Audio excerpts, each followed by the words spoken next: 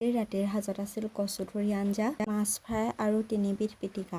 মই এই থালিখন একেবাৰে ঘৰুৱা পদ্ধতিতে ৰান্ধিছিলোঁ আৰু খায়ো খুব টেষ্টি লাগে। এনেদৰে ঘৰুৱা পদ্ধতিত ৰান্ধিলে আৰু এনেদৰে কেতিয়াবা খাবলৈ মন যায়, নহয়নে বাৰু?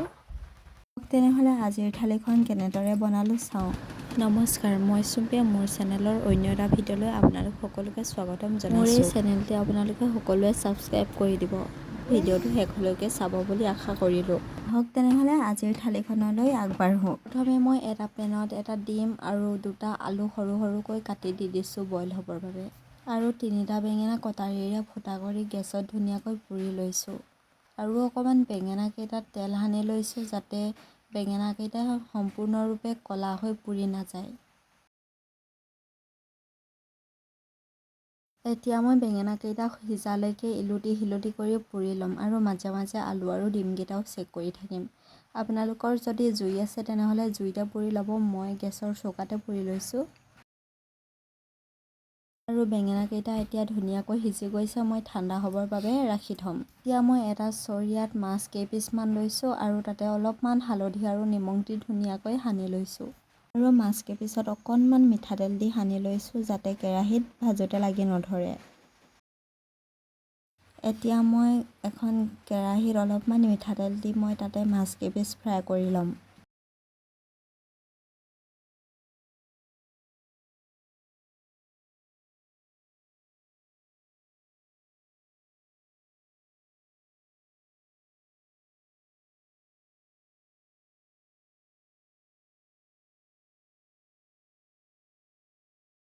এয়া মাছ কেইপিচ ধুনীয়াকৈ সিজি গ'ল। এতিয়া মই এটা বাটিত ধুনীয়াকৈ এয়া মাছ কেইপিচ কাঢ়ি ল'ম কেৰাহীটোৰ পৰা। ঠাণ্ডা হ'বৰ বাবে ৰাখি থোৱা বেঙেনাকেইটাৰ বাকলিকেইটা মই এতিয়া গুচাই ল'ম।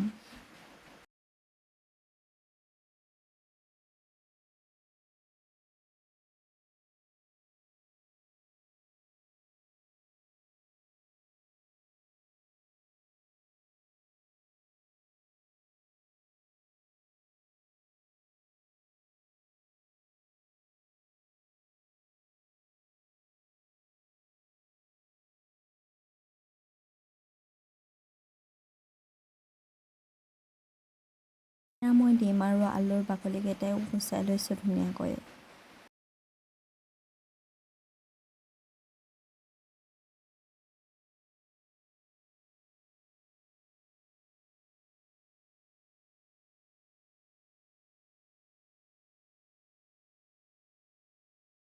এতিয়া মই গুচাই থোৱা বেঙেনাকেইটা চুৰি এখনেৰে ধুনীয়াকৈ সৰু সৰুকৈ কাটি ল'ম যাতে পিটিকিবৰ বাবে সুবিধা হয়।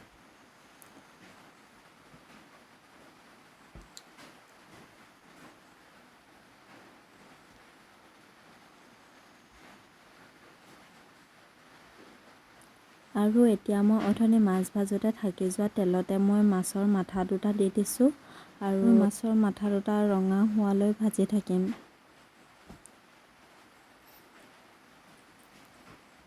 ইয়াতে দি দিছোঁ মই অলপমান পাঁচফোৰণ আৰু কচু শাকখিনি। কচু শাকখিনি এতিয়া মই ধুনীয়াকৈ পমি যোৱালৈকে ভাজি থাকিম।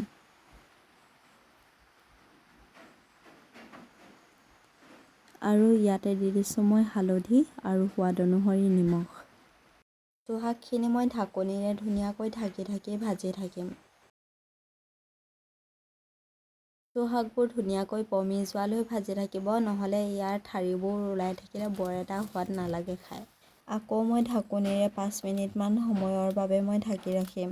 আৰু এতিয়া চাওক কচু শাকখিনি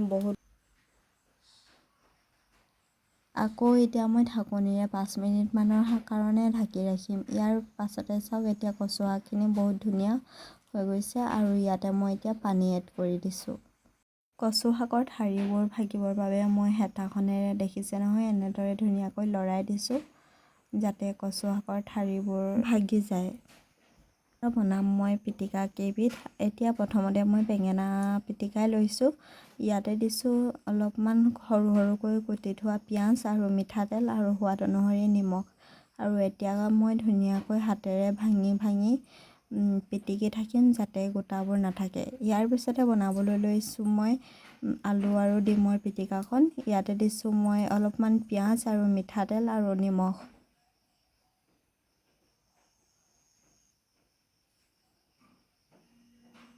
শেষত বনাম মই বাদাম আৰু আলুৰ পিটিকা। এই বাদামৰ পিটিকাখন সঁচাকৈ খুব ভাল লাগে খাই, আপোনালোকেও বনাই খাই চাবচোন।